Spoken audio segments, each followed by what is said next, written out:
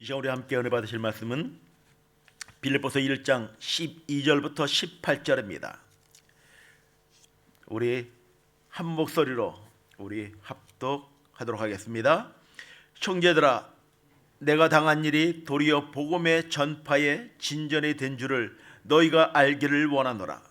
이러므로 나의 매임이 그리스도 안에서 모든 시위대 안에 그 밖에 모든 사람에게 나타났으니 형제 중 다수가 나의 매임으로 말미암아 주 안에서 신뢰함으로 겁없이 하나님의 말씀을 더욱 담대히 전하게 되었느니라. 어떤 이들은 투기와 분쟁으로, 어떤 이들은 착한 뜻으로 그리스도를 전파하나니 이들이 내가 복음을 변증하기 위하여 세우심을 받는 줄 알고 사랑으로 하나 그들은 나의 매임에 괴로움을 더하게 할 줄 생각하여 순수하지 못하게 다툼으로 그리스도를 전파하느니라. 그러면 무엇이냐? 거칠로 하나 참으로 하나 무슨 방도로 하든지 전파되는 것은 그리스도니 이로써 나는 기뻐하고 또한 기뻐하리라. 3장 5절부터 8절까지 제가 대독해 드리도록 하겠습니다. 나는 8일 만에 할례를 받고 이스라엘 족속이요 베냐민 지파요 히브리인 중에 히브리인이요 율법으로는 바리새인이요 열심으로는 교회를 박해하고 율법의 의로는 흠이 없는 자라. 그러나 무엇이든지 내게 유익하던 것을 내가 그리스도를 위하여 다 해로 여길 뿐더러 또한 모든 것을 해로 여김은 내 주 그리스도를 아는 지식이 가장 고상하기 때문이라. 내가 그를 위하여 모든 것을 잃어버리고 배설물로 여김은 그리스도를 얻고. 아멘. 날씨가 좀 많이 추워진 것 같아요. 오늘 새벽 제단에 아마 오시면서 몸을 좀 많이 웅크려드는 그런 날씨인 것 같습니다.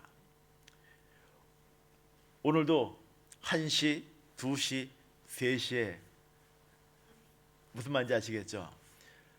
새벽 3시에 깨서 좀 더 누울까라는 그런 마음이 들었어요. 근데 그러기보다는 오늘 새벽 제단에 전할 말씀을 다시 한번 묵상하자 하면서 말씀을 묵상하는 가운데 하나님이 저에게 주시는 그 한 마음이 있었습니다. 너는 왜 너를 높이려고 하느냐? 왜 너를 드러내려고 하느냐는 그런 마음을 주시더라고요. 네가 낮아지고 너를 포기할 때 내가 일할 텐데 왜 이런 그 마음을 주시더라고요. 말씀을 다시 한번 읽고 묵상하면서 하나님, 나를 좀 죽여주십시오. 나를 죽이고 오직 주님만을 높이기를 원한다는 그 고백으로 3시부터 1시간 동안을 기도하며 하나님과의 그 깊은 시간들을 가졌던 것 같습니다. 그것이 감사하더라고요. 그냥 4시에 10분 전에 일어나서 샤워하고 급하게 나오는 것보다는 너무나 부족하기에 깨워서 나와 묵상하고 나와 교제하자고 하는 그 하나님의 그 초청에 정말 감사하더라고요. 하나님, 그렇게 부족합니다. 부족하기에 하나님의 만지심이 필요하고 하나님의 붙잡으심이 필요합니다라는 그 고백이 저의 고백 가운데 흘러나오게 되는 것 같습니다. 오늘 말씀 가운데 예수 믿는 사람들을 잡아다가 감옥에 가두고 처형시키던 사울이었던 그의 삶은 세상 사람들의 관점으로 보면 그는 아마 보잘것없는 삶이었을 것입니다. 승승장구하는 삶이었을 것입니다. 그는 거칠 것이 없는 정말 부르도자 같은 그런 삶이 그의 삶이었을지 모르겠습니다. 그의 지위나 신분이나 학벌이나 재력 그 어느 것 하나 부족함이 없는 그 삶이 바로 이 사울의 삶이었습니다. 그러나 그는 다메섹 도상에서 예수 그리스도를 만나고 난 후에 그의 인생은 완전히 바뀌게 됩니다. 혈기등등하던 그의 모든 혈기와 그 열정들은 다 사라졌습니다. 어쩌면 바람 빠진 풍선과 같은 그 삶이 바로 사울이었던 삶, 이제 바울로 변화된 삶이 바로 그의 삶이었을 것입니다. 사도 바울, 그는 이제 가진 것 없고 실패자의 인생이었고 예수 믿어 어쩌면 망한 인생이라고 이야기할지 모르겠습니다. 집안이 폭삭 망한 집안이라고 말할 수도 있을 것입니다. 또한 그는 예수를 믿음으로 인하여 그는 전과자가 되었던 사람이었습니다. 그러나 그는 언제나 감옥에서 감사와 기쁨을 나누는 사람으로 그의 삶이 바뀌어지게 됩니다. 사도 바울도 우리와 같이 쉽게 마음의 상처를 받고 개인적인 감정으로 화를 내는 사람이었습니다. 그와 같이 쉽게 마음의 상처와 분노와 오해에 고뇌하는 자가 어떻게 감옥에서 기뻐한다라고 고백할 수가 있겠습니까? 예수 믿기 전에 그의 삶은 부러움 없는 삶이었습니다. 모든 것을 취하고 싶은 그 마음에 자신감이 넘쳤던 삶의 모습이 바로 이 사울의 삶이었습니다. 그런데 예수를 만나면 기쁨과 감사와 은혜가 넘쳐나야 되는데 그의 삶에는 이제는 폭삭 망한 삶이었을 그의 모습. 그런데 그가 예수를 만나고 난 후에 이전의 모든 것을 다 배설물로 여긴다고 그는 고백합니다. 그리고 이제는 세상적인 관점이 아니라 나를 통해 역사하실 그 하나님을 바라보며 기뻐한다라고 이야기합니다. 근데 기쁜 삶이 아닙니다. 감옥에 갇혀 있는데, 옥중에 있는데 어떻게 기뻐한다라고 고백할 수 있겠습니까? 바울의 삶, 그는 이제 자신의 삶이 아니라 오직 예수 중심의 삶을 살고 있기에 그는 그렇게 고백합니다. 나는 기뻐한다라고요. 그 바울의 심정이 바로 나와 우리 사랑하는 성도님의 삶의 고백이 되길 바랍니다. 하나님, 지금 비록 내가 가진 것 없지만, 연약하지만, 부족하지만 내가 주님으로 인하여 기뻐한다는 그 고백이 우리의 삶의 고백으로 간증되어지기를 주의 이름으로 간절히 축원드립니다. 하나님, 나는 주님 한 분이면 만족합니다, 충분합니다라는 그 고백이 우리의 삶의 고백으로 일어나길 간절히 축원을 드립니다. 바울은 첫 번째, 그는 고통스러운 환경 속에 있을 때 나는 기뻐한다라고 고백합니다. 어떤 고통스러운 환경입니까? 나의 당한 일, 그는 예수로 인하여 채찍을 맞으며 감옥에 갇히며 수모와 멸시를 당하는 그 수모를 당합니다. 그리고 나의 매임, 13절, 14절, 17절에 나의 매임으로 인하여 그는 기뻐한다라고 합니다. 인간적인 관점으로 보면 그는 미친 사람일 것입니다. 편안해야죠. 편안한 침대에서 자야죠. 좋은 것을 먹어야죠. 좋은 차를 타고 다녀야죠. 근데커녕 예수 믿어 감옥에 갇혀서 콩밥을 먹는 신세, 자유, 언어, 모든 것이 매여 있는 바울의 삶의 모습. 근데 그것이 복음을 전파되는 것에 인하여 그는 기뻐한다라고 고백을 합니다. 이것은 저의 자랑이 아닙니다. 하나님이 주셨던 은혜였습니다. 제가 한국에서 청소년 목회할 때 어느 학교를 예배를 인도하기 위하여 점심시간에 갔습니다. 그런데 외부에서 한 사람이 들어오니 그것이 선생님들에게 발각이 돼서 제가 교장실에 끌려갔습니다. 그리고 교장실에 끌려가서 전도사가 그냥 조용하게 고개 숙이고 앉아있는 거예요. 예배를 인도하러 갔다가, 그리고 경찰이 와서 약간의 어려운 일을 겪게 됩니다. 근데 예배를 드리지 못하고 쫓겨나게 됩니다. 그리고 그 학교를 들어가지 못하게 되었습니다. 그런데 그 학생들이 우리 교회 전도사님이 예배를 인도하러 갔는데 경찰에 신고받고 또한 교장실에 끌려가서 이건 뭐 죄인처럼 앉아있으니 이 학생들이 도전을 받는 거예요. 우리 전도사님이 예배 드리러 못 오니 우리들이 예배하자고 하면서 그들이 모여서 예배하기 시작합니다. 10명이 모여 하나님의 은혜와 하나님의 도우심을 구하며 매일 점심마다 기도하는 거예요. 그 학교가 미션 스쿨이었습니다. 수원의 모 학교의 미션 스쿨이었습니다. 온라인으로 방송을 되기 때문에 어느 학교라고 말은 못하지만 미션 스쿨이었습니다.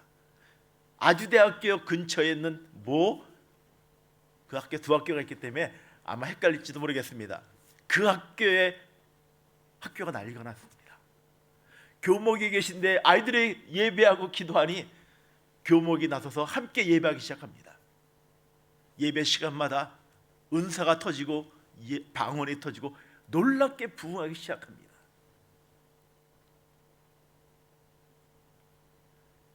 우리가 핍박받는 것, 그것이 두려운 것이 아닙니다.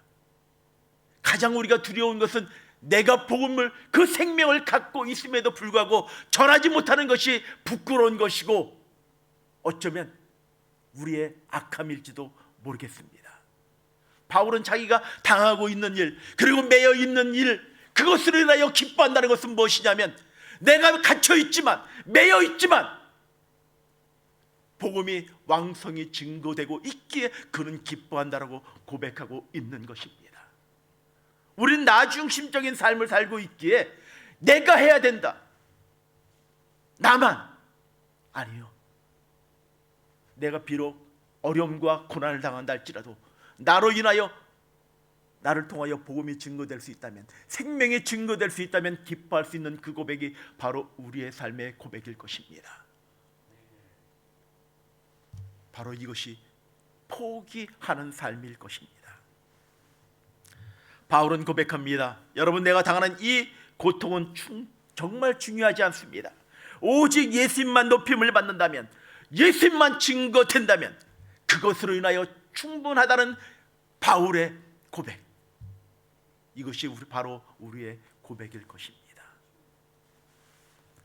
두 번째, 인간관계의 갈등 속에서 나는 기뻐한다라고 고백합니다. 경제적인 곤란과 홀로 지내는 외로움보다 우리를 더욱더 괴롭게 하는 것은 인간관계의 갈등일 것입니다. 제가 성남에서 경찰 생활을 한 적이 있습니다. 이게 얼굴이 왜 이런가 좀 이해가 되시겠죠? 성남에 있는 한 교회에, 그 교회에서 장로님들과 목사님 측과 싸움이 벌어지는 거예요. 매일 주일 예배에, 이렇게 얘기하면 좀 이상하지만 두 파가 나눠져서 찬양 인도자가 다르고 두 소리가 나오는 거예요. 그리고 예배가 끝나면 충돌이 벌어지는 거예요. 바로 그 교회 바로 옆에 파출소가 있는데 제가 그쪽에서 근무했는데, 그때 신학생이었고 신학 목회를 하고 싶지 않아서 도망갔다가 그곳에서 근무하게 됐는데,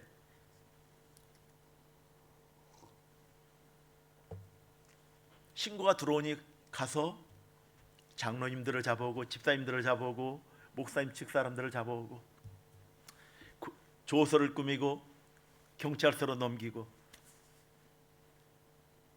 그 모든 경찰관들이 저를 보며 그러는 거예요. 왜 예수 믿는 사람이 저러냐고요. 할 말이 없더라고요. 할 말이 없더라고요.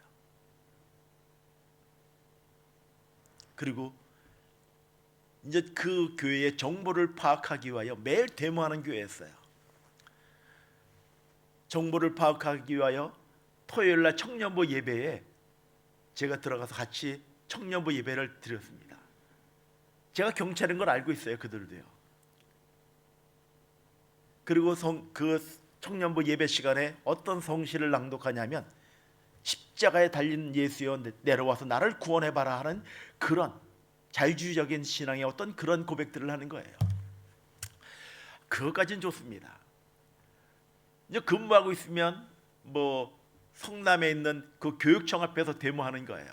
또 데모가 벌어지니 저희는 경찰, 그때 얘기할 때는 닥차라고 얘기하거든요. 데모 진압하는 차를 타고 가서 딱 보면 같이 예배하던 청년 애들이 그 데모하고 있는 거예요. 걔들을 잡아오는 거예요. 참 마음이 아프더라고요. 깨어진 관계들, 이것이 그때만의 일이 아니라는 것입니다. 교회 안에서 관계가 무너져서 하나님의 그 사랑을 잃어버린 많은 사람들이 있다는 거예요. 이 시드니 땅에도 저랑 가장 친한 한 집사님이 계십니다. 어느 한 교회에 처음으로 다른 교회 다니다가 그 교회를 옮겼습니다. 아주 큰 교회입니다. 그런데 그 집사님이, 어느 한 집사님이 새로 왔으니 정말 친하게 잘해주는 거예요. 집사님, 김 집사님, 그런데 나중에 돈을 좀 빌려달라는 거예요. 안 빌려준다고, 없다고. 계속 몇 달간을 그렇게 하니 이분이 돈을 빌려줬어요. 지금 벌써 3년 4년이 돼가는데 돈을 갚지 않는 거예요. 그냥 아예 배짱이에요. 그러니 이분이 그 교회를 안 나가고 있는 거예요. 그래서 제가 이렇게 얘기하면 안 되나요? 집사님, 저희 교회 오셔서 회복하시고 다시 가시면 좋겠습니다. 교회를 오지 못하는 거예요. 그냥 온라인으로 예배를 드리는 거예요.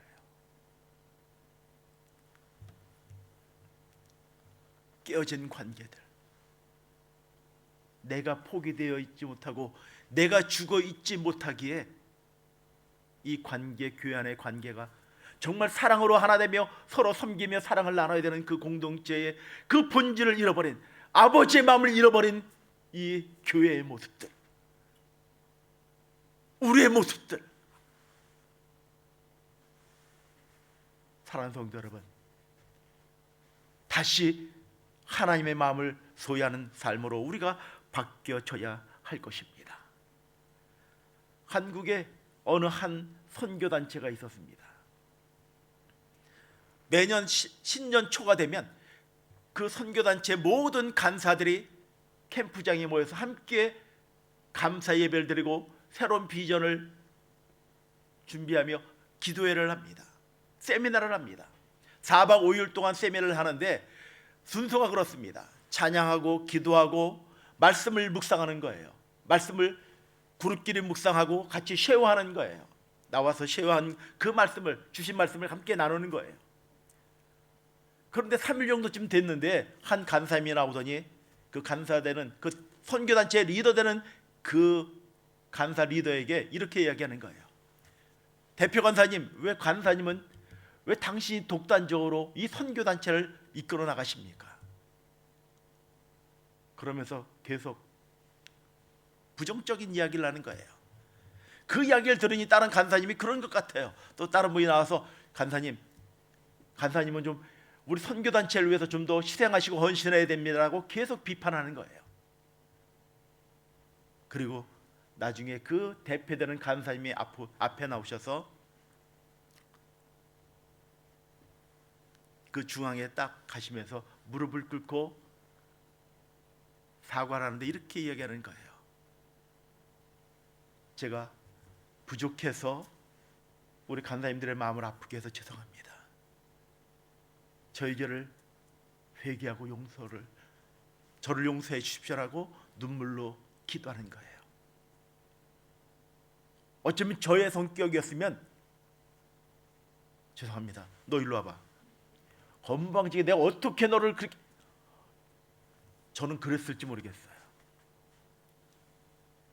3,000명 되는 그 간사들 그 중앙에 가서 용서를 구하는 거예요. 내가 우리 간사님들의 마음을 아프게 해서 정말 죄송하다고.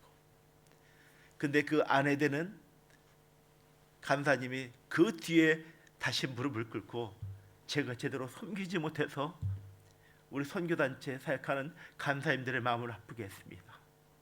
용서해 주십시오. 관계는 바로 이것입니다.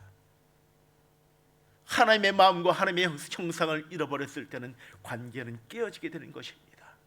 나를 내려놓고 나를 포기할 때 하나님의 은혜가 그곳에 임하는 것입니다. 그럴 때 바로 그곳에 복음의 역사들이 나타나게 되며 바울이 고백한 것처럼 바로 내가 기뻐한다고 고백할 수 있게 되는 것입니다. 사랑하는 성도 여러분, 우리 삶 가운데 정말 내가 원치 않는 일이 생긴다 할지라도 오직 복음이 증거된다면, 하나님만이 자랑된다면 그것으로 인하여 기뻐하며 감사하며 나아갑시다. 손해가 절대 아닙니다. 내가 손해보는 것 같지만 그 안에 하나님의 놀라운 축복의 손길이 있으심을 믿으시길 바랍니다. 우리가 찬양하는 고백처럼 내가 포기할 때, 나를 내려놓을 때 하나님의 일하시는 그 놀라운 은혜와 축복이 있게 됩니다. 오늘 하루도 겸손히 섬김의 모습으로, 낮아진 모습으로 오직 주님만을 높일 수 있는 우리 귀한 믿음의 성도님들의 삶들이 되길 주의 이름으로 간절히 축원을 드립니다. 기도하겠습니다.